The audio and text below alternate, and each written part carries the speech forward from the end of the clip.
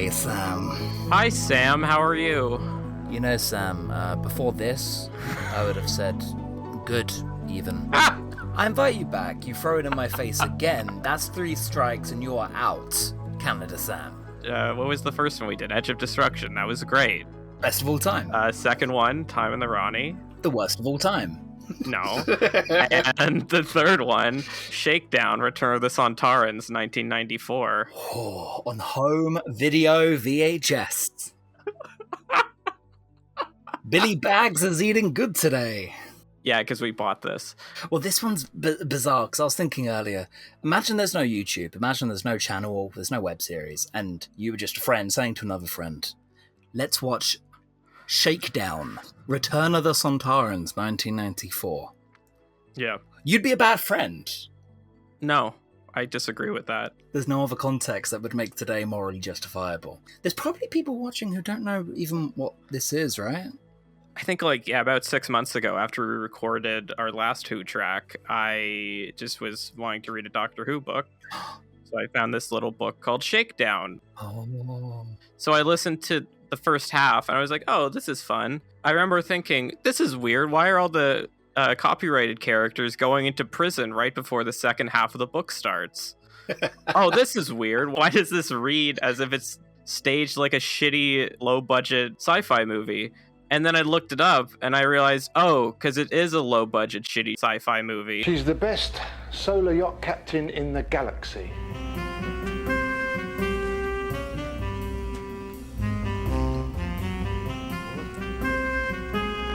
Where shall I send the trooper? Terrence Dicks wrote this movie that we're watching right now. I met this old boy once on Metabelus 3. He called himself the physician or the dentist or something. He seemed to know a lot about Sontarans. Uncle Terry. And then you just re-released it in an EDA, but put the 7th Doctor at the beginning and the end of it. Yes. Very inconspicuous. Do you know how long it took Uncle Terry to write the script? Yes, I do. How long did it take Uncle Terry to write the script for Shakedown, Return of the Fucking Sontarans? days, because he's a professional. Because he's an actual professional. 2 weeks, apparently. 2 weeks, according to the introduction of the book. Shakedown has a crazy story in that it's not a product made out of love. It is a product made out of... Desperation. Desperation! They had nothing to show at their yearly convention. And so they gave a budget to independent filmmakers and like, please just make something. Please just make something. You got Uncle Terry on the scripts. You've got 2 costumes. You've got the HMS Belfast, for fuck's sake. And you've got some sci-fi mainstays. But put that into a pressure cooker, and that's where you meet the woes of independent filmmaking. Did it succeed, though? I mean, what's the parameters for success? Is this a watchable film? Yo, that's a good question. I think we're going to have to spend a good 20 minutes unpacking that question. It achieved its goal. It came out in time. Yeah. Somehow. I watched the making of earlier, and you've got all the actors stressing out like, we've got 2 weeks to do all of production. Huh? But it's a finished product. It's a finished short film that you can watch on youtube.com. It is. I was watching it last night while drunk. The ship effects are quite good, and I think, these are actual actors we have. That being said, I fucking hate this.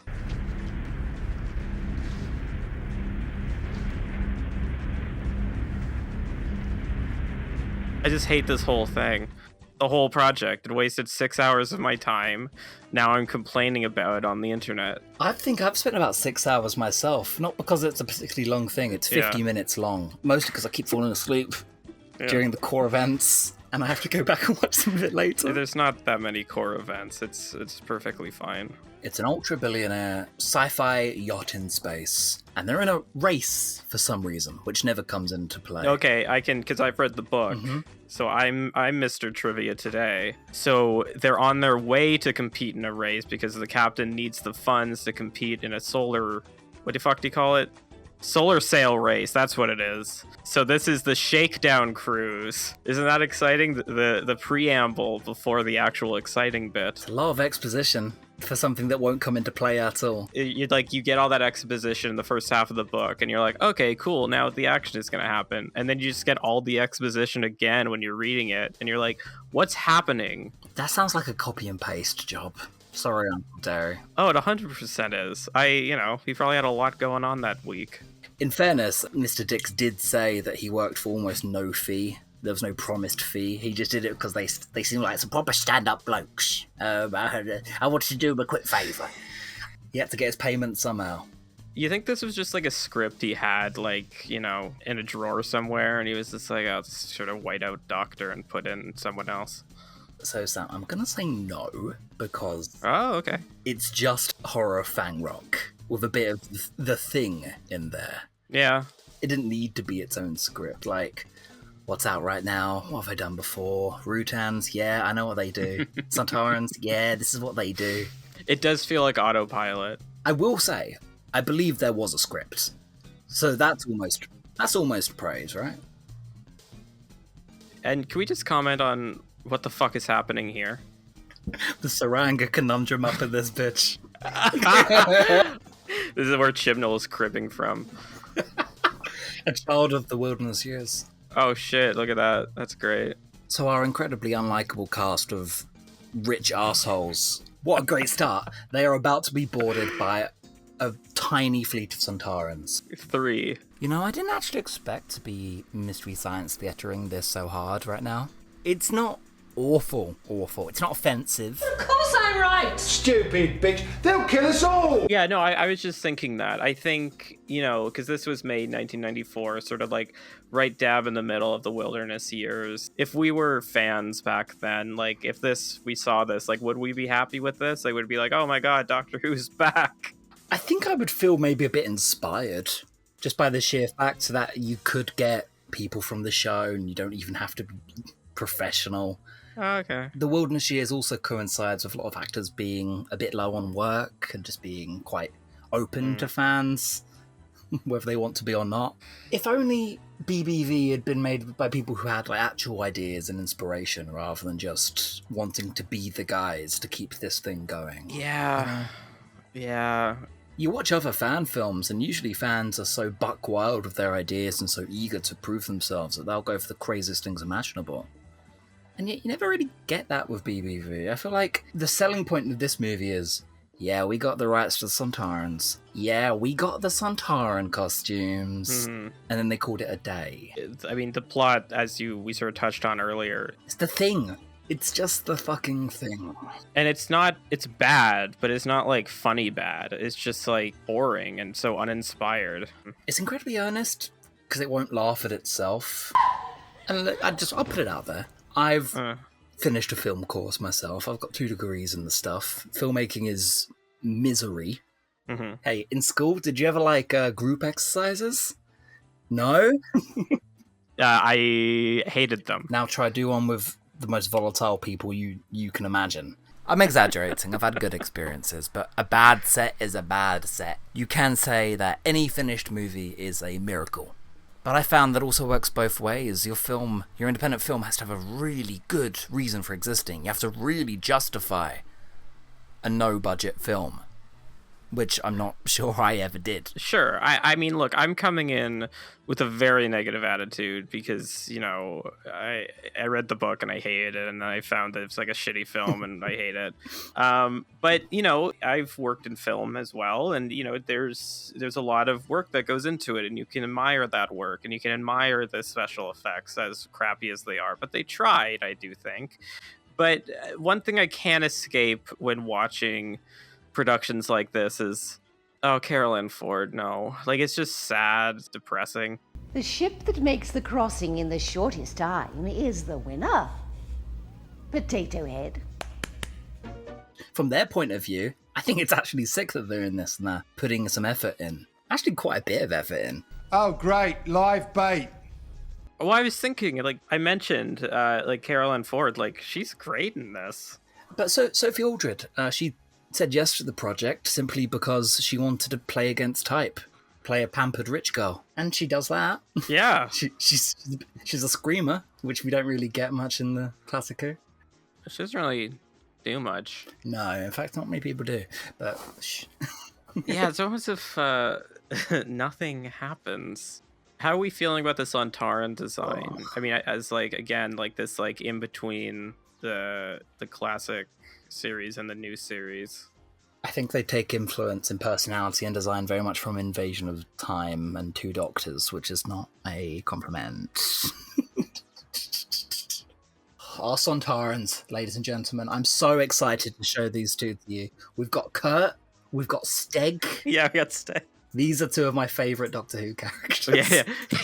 We got Steg and Fawn. We encounter our first problem here, and it's actually not the design. I mean, you might see the design and go, oh, but you have to remember, this is like Deep Space Nine era Star Trek, right? This is what aliens kind of look like at this point of time in sci-fi. It's the voices. One human is missing, Commander. Precisely. Okay, so our main guy is just a bloke. Yeah. You don't have to talk like Field Commander Sty to be convincing as an alien, but he just talks like this, and he's a bit, let's get to business then, shall we? Select a boarding party and prepare an assault craft. At once, Commander. All right then, Terry. Sadly, you've got him doing the comedy Sontaran routine for the entire thing. What is this female? It is disgusting. Sexually pair bonded. They are sexually pair bonded. Ah, interesting. Sorry if this is inappropriate to ask. Are you sexually pair bonded? I am. I don't know how my girlfriend would feel about me saying that. Because last time we did Time in the Ronnie, and I tried to show it to her. This time I did not try to show this to her. No, come on. It's cruel you showing it to me. What's the upsides of a low budget production? It means you can focus on the actors, right? That'd be my instincts. Yes. Focus on really getting to know the characters, focus on getting them to talk to each other, and the actors sort of like take over the film a little bit. Because if you haven't got budget, you can just stick people in a room and have them talk. Does this do that? Man. I think Uncle Terry does his job.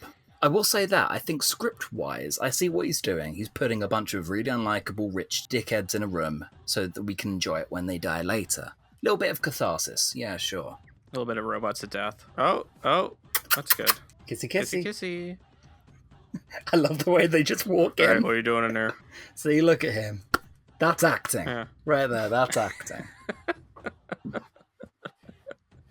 It's just not, it's things we've seen before. It's setting the bar at 80s sci-fi TV, which is an odd aspiration. I get that it might seem like Verity Lambert made this in a cave from a box of scraps. So I understand why a fan film might think, we can do this too.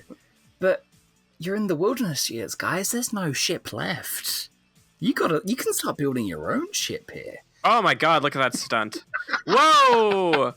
Did you get safety permission in the HMS Belfast for that move? No. We haven't actually said. They are filming all of the interiors here in the HMS Belfast, which is parked on the Thames in London, central London.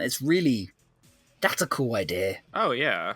Bad student films, what are the two things they always get wrong? Bad sound mixing and terrible sets. Yes. We're covering the main two bases with this. The sound's fine, yeah. This is a bit like watching an episode of Best of the Worst from Red Letter Media at this point. It feels a bit seedy. It's generous. This Sontaran could honestly just be saying... and that could be the film, and it's not.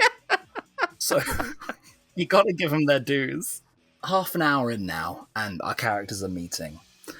Which is basically standard fare for Doctor Who pacing, which we're trying to emulate for some reason. Yes. I'm still kind of into it by this point.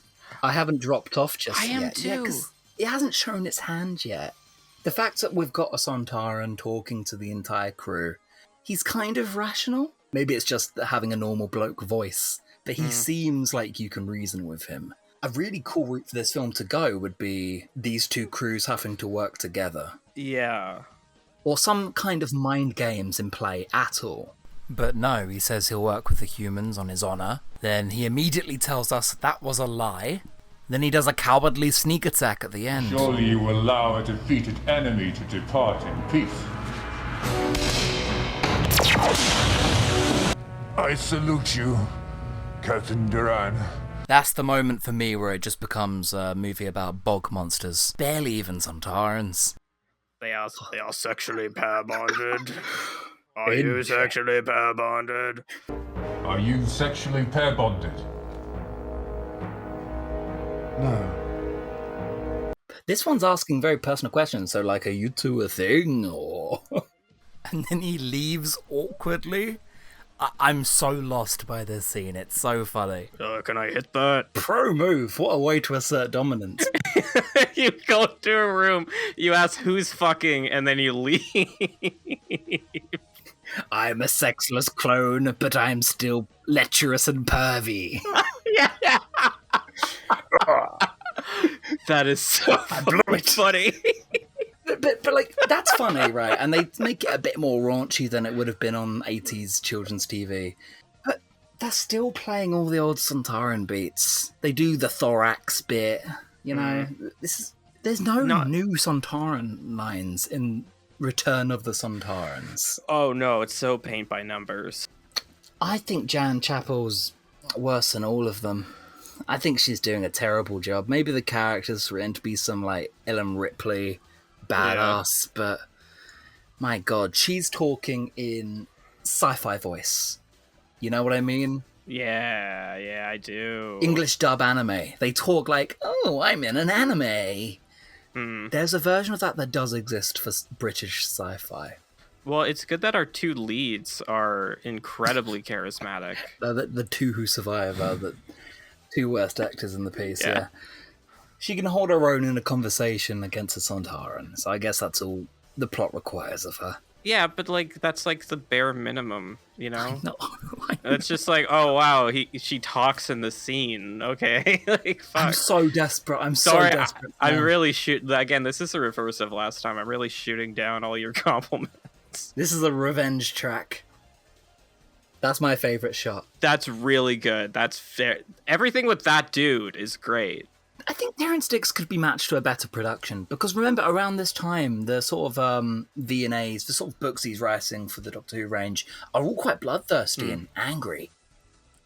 He's doing very dark material around then. Get lost in the wilderness a bit, but instead we're matched up with the wrong production team and the wrong intentions. You know, how all the media around here was so, like, fucked up and weird and like rapey, and you know, it isn't a good thing. And this is just bland and paint by numbers, and it's like, that's character. That's at least personality. It sets it apart from other media. The 90s put their stamp hard on those stories, whereas this, it's just trying to be of another era, so it has no identity. Fair enough. Yeah. You're right. But it's like not even the parts that the people making the program at the time would call the strengths. You know what I mean? You're emulating the wrong parts, guys. They really do brag about filming in the HMS Belfast. Sure. Mostly because there's no shaky sets. And they keep repeating that line over and over. And I'm like, yeah, but... Yeah, it is, again, the bare minimum. It's not 1979 anymore, guys. Apparently, sound reverberates on a sea ship, on a World War II warship. So there were school trips upstairs, and the sound reverberated downwards and ruined every fucking take. You think like a little, like, you know, 8-year-old just saw this fucking Sontaran walking by and just like, oh, making movie magic, kid. When it comes to sci-fi, I always try and push the fact that you actually don't need big budgets. I'm the exact opposite of Terrence Dicks, who says that big budgets are inherent to sci-fi. I don't think that's true. I think Doctor Who is a great testament of like just a little bit of imagination, some cardboard and a dream. Yeah. And this is that. So, you know, okay. So a thought experiment. We have these things. We have the ship. We have these actors. We have the costumes. We have the special effects shot. Like, there's so much you could do with that. Like, these two different races, they're stuck on a ship together or something, and they have to collaborate and work out their differences. And so then you have conversations in rooms, but about ideology and about culture and about how to best solve an issue through violence or pacifism. Like, that's interesting. That would be interesting. But what we get is not that. I tell you who does that great. Big Finish. They've got a story specifically called The Sontaran Ordeal. Yes. Set in the Time War. It's got Paul McGann in it, and it is just Paul McGann talking to an ancillary character and a lone Sontaran. You could film that on a micro budget, and it would be phenomenal. That's you and me right there. Yeah. As we go into minute 40 of Shakedown, Return of the Sontarans. Do you remember how some parts were really well dressed and lit so that it didn't look like a sea base, and now it just looks like we're in a back room of a World War II sub? Yeah, it's quite Invasion of Time. Yeah. Oh my god, it's the curse of the Sontarans. I don't think anyone falls over in this film, so that's an improvement. But it's like no one's remembering how Sontarans used to act. It's just the 80s ones. And I think the problem with this film is that it's 80s fan brain. Again, I'm so bigoted towards 80s sci-fi fans. I hate that whole decade of pop culture. I judge you to hell. You created our world, and I won't forgive you for it. You created our media. But why wouldn't they want to make them interesting? Why wouldn't they want to do something cool with them rather than just your standard ship under siege story? Because that's what fandom was in the 80s and some part the 90s. It's not loving the show for what it could be, what it's got the potential to be next. It's just liking it for being it. Like Doctor in Distress. Where the reason you should care about Doctor Who, the classic series, is through a list of all of the things in Doctor Who, the classic series. It's inherently good because it happened and it was on and we liked it. But then you say that, and then we also have the novels where we have Lungbarrow, it's like there's no middle ground. Well, I'm glad that's where the Stephen Moffats and the Rusty Davis is of the world lived. So we've got that at least. Bill Baggs didn't man the revival. You left one out there. No, I did not. Sorry. Incorrect. Oh my god, we even managed to get in a Chibnall Bash into Shakedown. My girlfriend, just because I'm having dinner with my girlfriend after this, she just texted me and said, "Oh, do you want to come over right now?" Can't, babe. I'm watching Shakedown, Return of the Sontarans. You can wait. I love you, Dina. If we go over time and watch the making of documentary, you will be late to that date. And that's a choice I can't make for you. I didn't tell you this, but I felt the fair exchange was you would watch the making of, and I have read the book, and I feel that would sort of even out in terms of effort. Well, something I will say is that Jan Chappell and a lot of the other actors seem genuinely happy to be in the project. To go through an audition process with no audition, no interview, no script read or any of that, it's just to actually be asked for by name. It's apparently that really wins actors over. Yeah, it is. I hate it, but it's charming. Even charming's a bit of a stretch, but endearing. It makes me want to find other people's fan films endearing. I've written my own audio drama, for God's sake. My friend Ben is actually putting his money where his mouth is and reviewing a ton of fan works at the minute, which is something I've always probably should have done. Well, here you go, and you're on to a really good start. This time last year, Rusty Davis needs to give new people a chance to do Doctor Who. Sam now. We need to liberate Doctor Who, but not BBV, not like that. The cast and crew of this did interviews on Radio 4 and Sky 1 to promote the film. And a squad of Sontarans invaded the Big Breakfast, which is a show we had over here. It was the straight to DVD event of the year. We're Doctor Who fans, we're classic Doctor Who fans. We've developed a sense of shared embarrassment with this series, especially classic Who. Sure. Yes.